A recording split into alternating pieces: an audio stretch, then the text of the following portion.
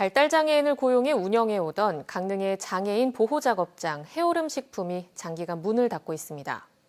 위탁기관 선정을 놓고 행정소송이 벌어지면서 생긴 일인데 시시비비는 법정 다툼을 통해 가려지겠지만 일터에 나가지 못하는 장애인들은 피해가 적지 않을 것으로 우려됩니다. 홍한표 기자가 보도합니다.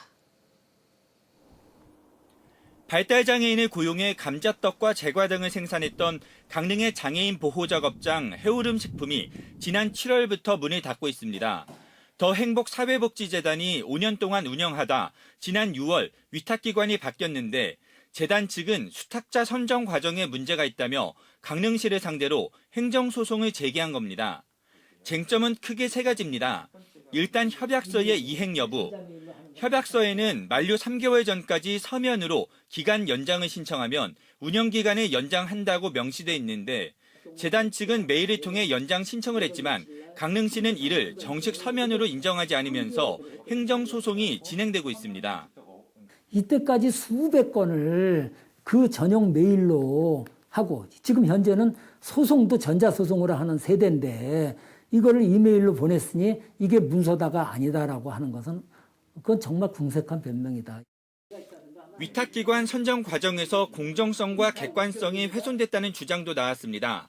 강릉시 조례에 따르면 심사위원은 심의 대상 안건과 직접적인 이해관계가 없어야 합니다. 그런데 심의위원회는 장애인 법인단체 연합회의 회장이 포함됐는데 위탁기관으로 새로 선정된 한국장애인연맹 강원 DPI 역시 연합회에 소속돼 이해관계가 있다는 겁니다. 반면 강릉시는 장애인단체 연합회 회장이야말로 장애인 단체를 대표하기 때문에 당연직으로 포함돼야 한다는 입장입니다. 한국장애인연맹 강원 DPI가 수탁자 자격의 하나인 등기부상 강원도에 있는 법인이나 단체인가 공방도 벌어지고 있습니다. 재단 측은 등기나 협약서 직인 등을 보면 강원장애인연맹이라고 적혀 있어 강원 DPI가 무자격 단체라고 주장하고 있습니다.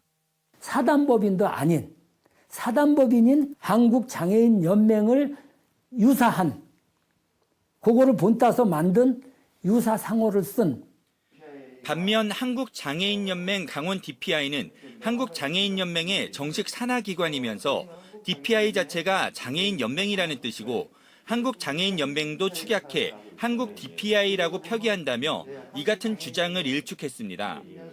저희가 줄여서 강원 DPI라는 명칭을 쓰는 거고 저희가 강원 DPI 명칭을 저희가 혼자 쓰면 안 되는 거고 한국 DPI에서 다 사용을 하고 있거든요.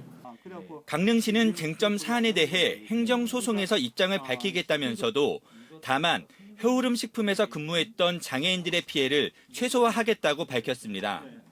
소송에 충실히 임할 거고요. 그 소송 결과에 따라 저희가 행정처분을 할 거고 또 장애인들의 최대한 피해가 가지 않도록 저희가 해오름식품을 이제 하루빨리 강릉시와 재단 또 재단과 연맹 측이 적지 않은 소송건으로 엮이면서 사태 해결까지는 적지 않은 시간이 걸릴 것으로 보입니다.